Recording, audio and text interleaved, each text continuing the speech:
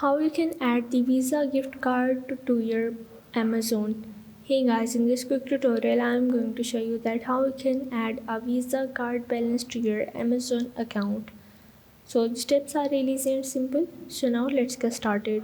So first of all you have to go into your Amazon account, and from here you just have to go in the search, and here in the search you have to search for the Amazon card, or here is also the option of the Amazon card Visa. You just have to click on it.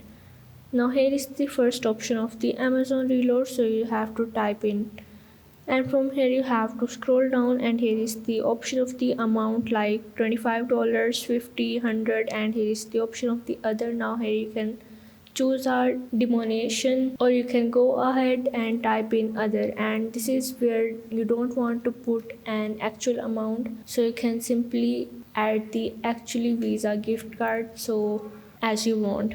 Now it basically turning out into your Amazon balance, so which you can use forward anything on the Amazon. So you just have to type in any of the, and you just have to click on the buy now. Now here is the option of the add a payment method. From here you have to add any of the payment method as you have suitable, and just have to click on the continue. So this is how you can add the Visa gift card balance to your Amazon.